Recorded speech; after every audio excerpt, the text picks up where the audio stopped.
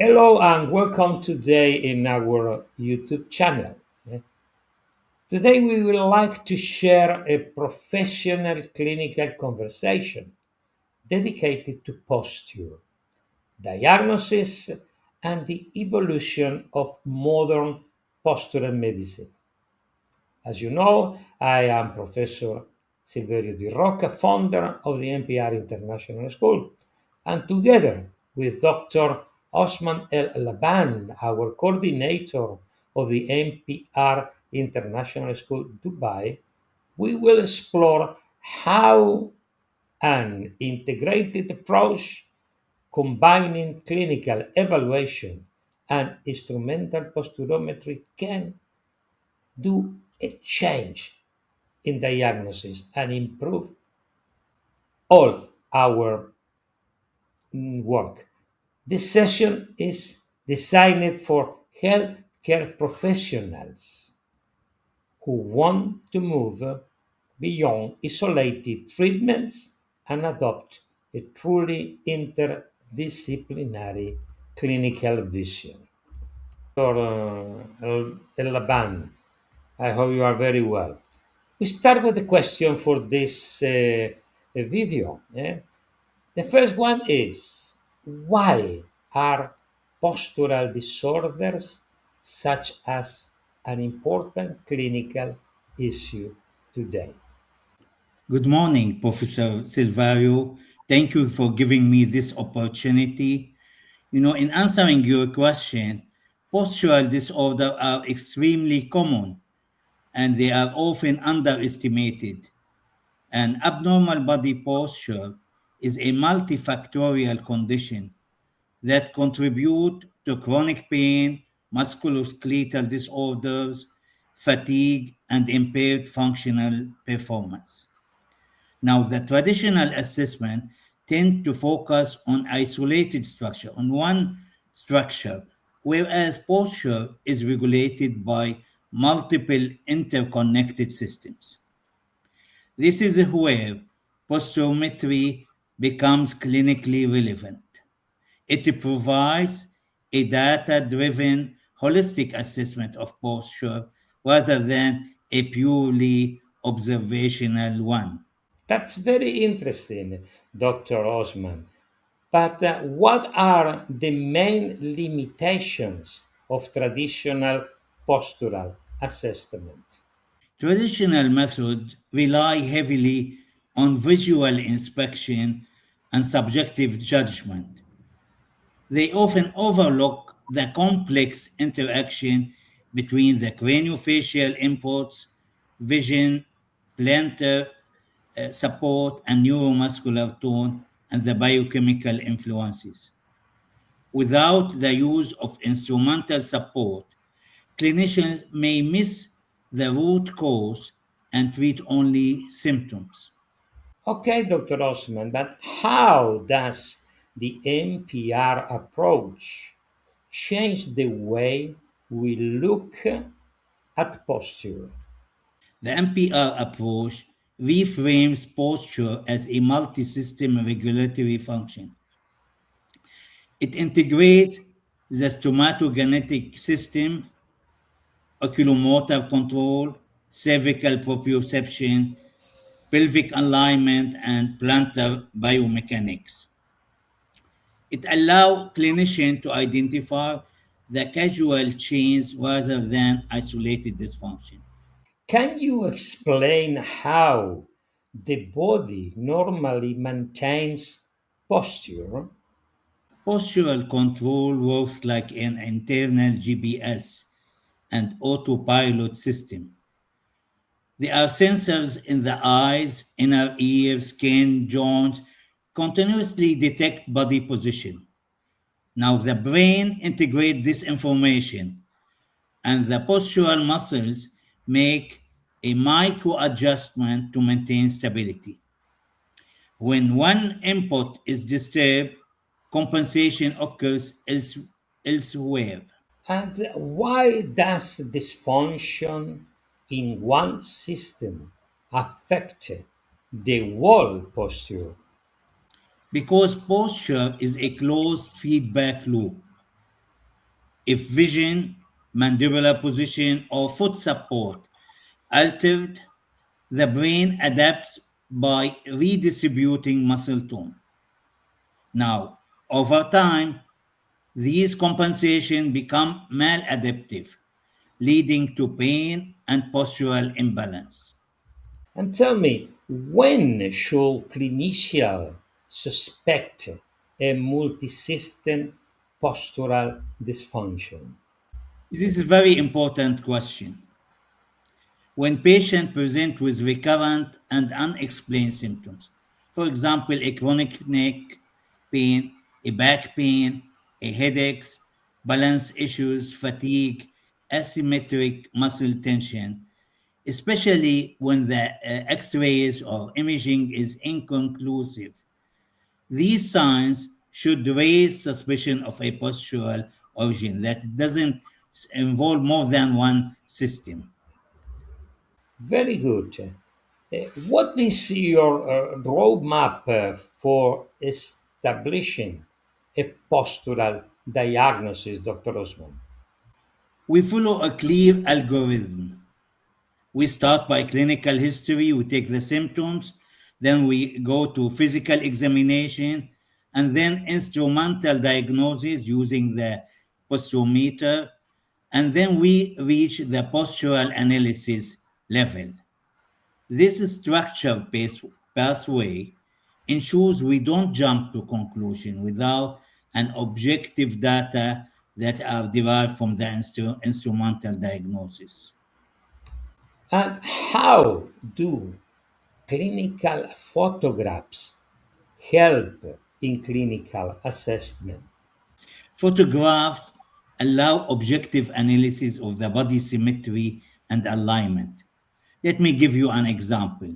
The thoracic brachial triangle can indicate leg length discrepancy, where, for example, the larger triangle often corresponds to a shorter leg.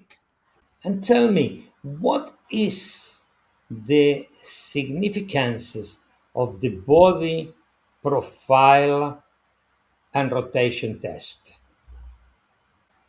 Neck flexion and extension, rotation test to the right and to the left, evaluate cervical muscle tone and blocks. Abnormal finding suggests an altered proprioception, often linked to either craniofacial or visual inputs. That's very interesting, the connection between systems. And how do convergences and differential tests help us clinically? They help to differentiate between central and peripheral causes of oculomotor dysfunction. For example, if we ask the patient to close one eye and the conversion normalize, it suggests a mandibular or peripheral origin, not a central neurological issue. That's a very good explanation. And we go in for another test. For example, what is the purpose of the March test in the MPR protocol? The Marsh test evaluates muscle change and functional shifts. It reveals how the body adapts during movement and static loading. And for example, why is monopodal and bipodal support system important in the postural diagnosis? Single foot support reveals whether the foot is adaptive or causative in postural dysfunction, whether really it's adapting itself or is causing the postural dysfunction. Now, the bipedal assessment helps to identify a disharmony feet. What do you mean by disharmony feet? If we have one foot is a varus and the other one is valgus foot, which significantly destabilize the posture. So having a disharmony feet, it creates a significant destabilization of the posture. That's very, very interesting, the concept, But we're talking now about something very common in the world that is scoliosis. But we talk about scoliosis as a multi-system condition. And the question is scoliosis always a primary spinal problem? No, many cases, especially in children, are functional scoliosis, which is posture dependent and reversible. Now, these cases of functional sclerosis are driven by multi-system imbalance rather than fixed structure deformity. That is a very interesting concept. Which systems commonly contribute to functional scoliosis?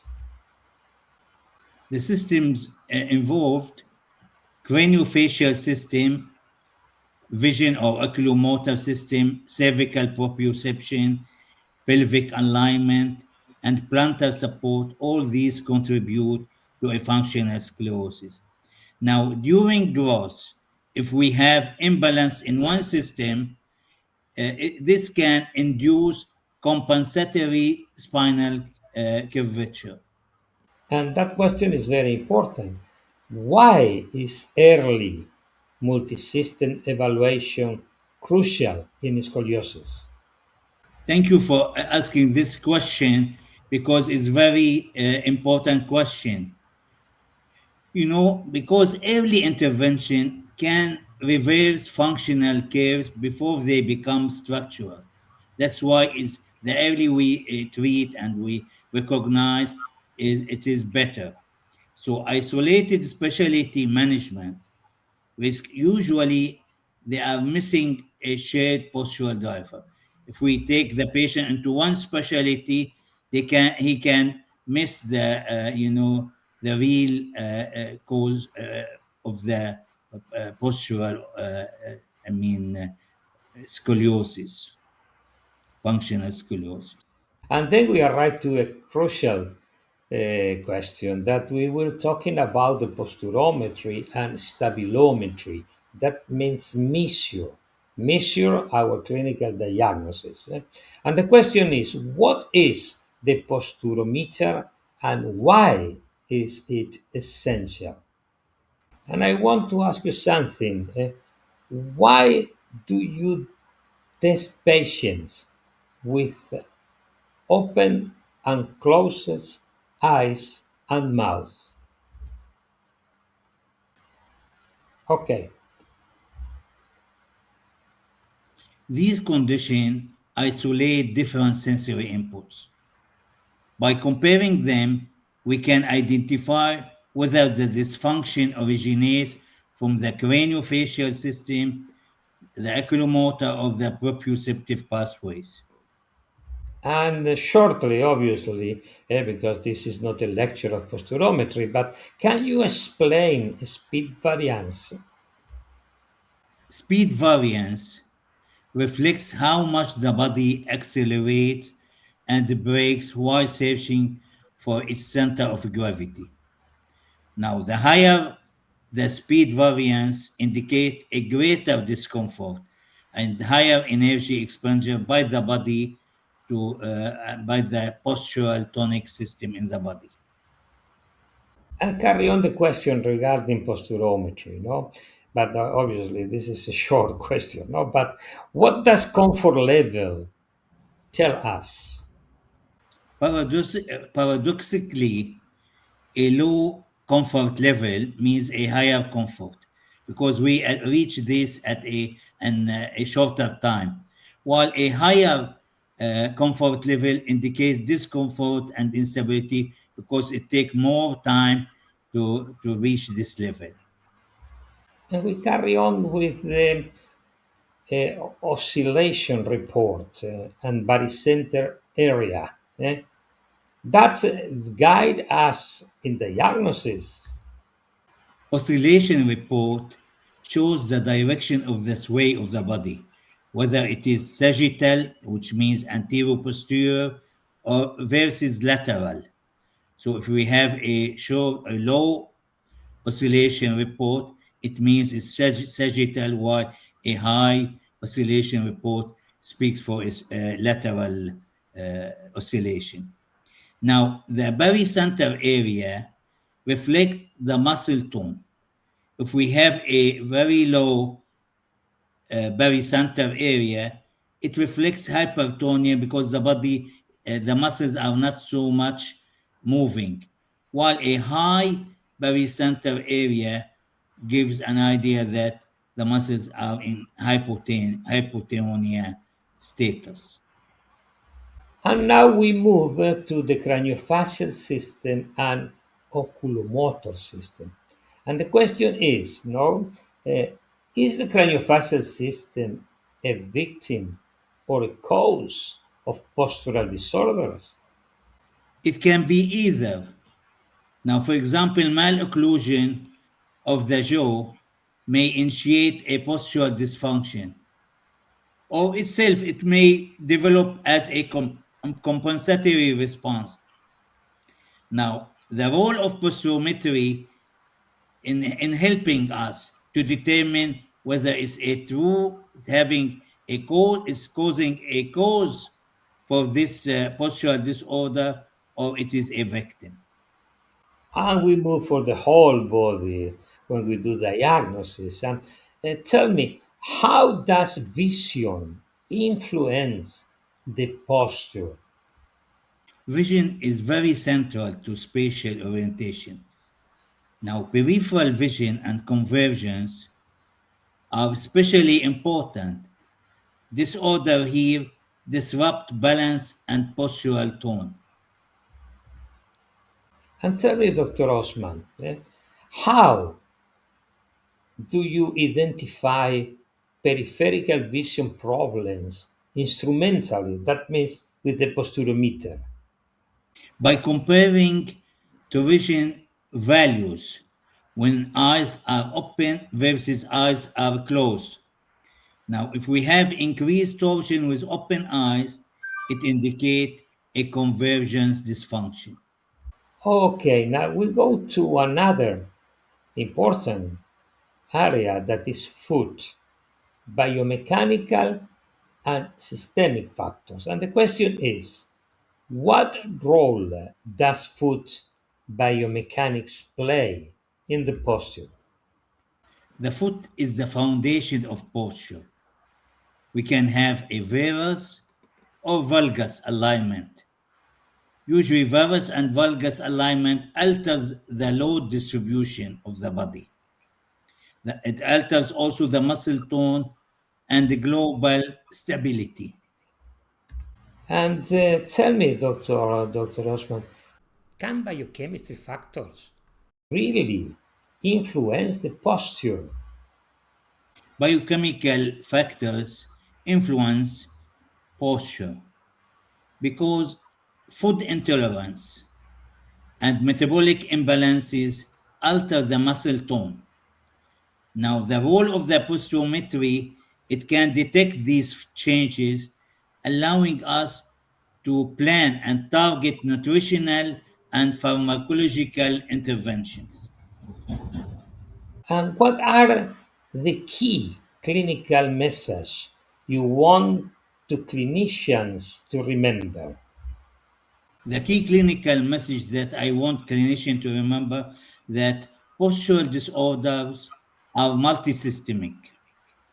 That's posturometry adds objectivity. We can measure this deformity. MPR aligns the stomatogenetic oculomotor and postural axis, and now using integrating the clinical and the instrumental data will significantly improve diagnostic accuracy. And tell me, how would you define modern postural medicine in one sentence? Modern postural medicine integrates structure, neurosensory regulation, and biochemical balance into one coherent clinical model. Oh, as well, very, very interesting interview, Dr. Osman, and thank you so much for your time, for our channel, and for our school. And I believe the future of the integrated medicine is holistic diagnosis and interdisciplinary approach. And MPR is really that. Is a method that allow the whole medical sciences to speak the same language in diagnosis and treatment. And I will invite all people to follow our channel because we will do with Dr. Osman different webinar like this for different topics regarding our protocol. Professor Silva, thank you for giving me this opportunity to address our colleagues from different specialties. This is really a challenging moment where we can appreciate how posturometry can help us to identify different causes. And we have to act as one team from different specialties to help the patient in the most appropriate way. And I want to approve to invite the people to came to our virtual room. We have a virtual room in the school.